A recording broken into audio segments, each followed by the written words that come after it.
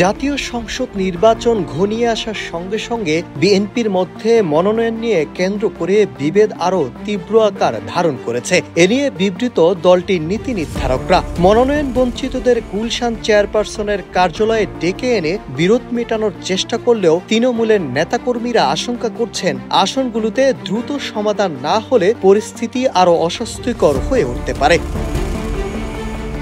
প্রাথমিক মনোনয়ন পাওয়া নেতাদের কেউ কেউ ইতিমধ্যে এলাকায় প্রচারণায় অর্থ ব্যয় শুরু করেছেন। অন্যদিকে মনোনয়ন বঞ্চিতরাও প্রার্থী হওয়ার আশায় ব্যয় করছেন সমপরিমাণ অর্থ।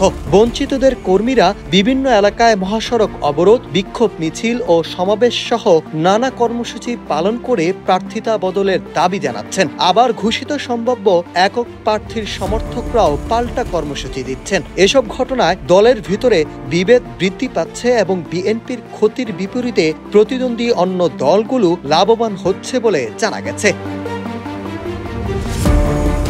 এদিকে একাধিক আসনে সম্ভাব্য একক প্রার্থীদের বিরুদ্ধে অভিযোগ উঠেছে যে তারা ঐক্যবদ্ধভাবে নির্বাচনে মাঠে থাকার বিষয়ে হাইকমান্ডের নির্দেশনা অমান্য করছেন। মনোনয়ন বঞ্চিত নেতাদের সঙ্গে কথা বলে ঐক্যবদ্ধভাবে কাজ করার আহ্বান জানানোর বদলে তারা নীরবতা বজায় রেখেছেন। এতে মনোনয়ন বঞ্চিতদের ক্ষোভ আরও ঘনীভূত হচ্ছে।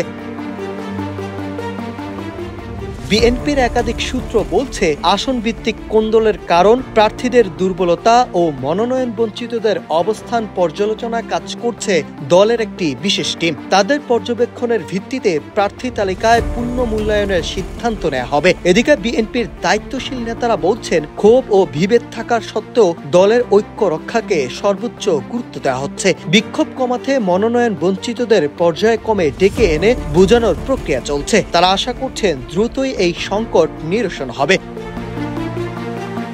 অন্যদিকে খোঁজ নিয়ে জানা গেছে, ঘোষিত 236 আসনের মধ্যে অন্তত 40টি আসনে তীব্র বিরোধ রয়েছে। বঞ্চিত প্রার্থীরা অভিযোগ করেন, সম্ভাব্য একক প্রার্থী নির্ধারণের ক্ষেত্রে স্থানীয়ভাবে প্রার্থীর জনপ্রিয়তা ও অবস্থান যাচাই করা হয়নি। বিএনপির হাইকমান্ডকে ভুল তথ্য দিয়ে থাকতে পারেন বলেও তারা মনে করেন। এই কারণে বিরূপ পরিস্থিতি সৃষ্টি হয়েছে। এসব আসনে প্রার্থী ও মনোনয়ন বঞ্চিত অনেকেই জানিয়েছেন তারা নিয়মিত মাঠে অবস্থান করছেন এবং ধানের শীষের পক্ষে প্রচারণা চালিয়ে যাচ্ছেন। তবে মনোনয়ন সংকট সমাধান না হলে নির্বাচনী মাঠে দলটি আরও চাপে পড়তে পারে বলে আশঙ্কা করছেন রাজনৈতিক বিশ্লেষকরা। Nahid Hasan, news desk, Ittefaq.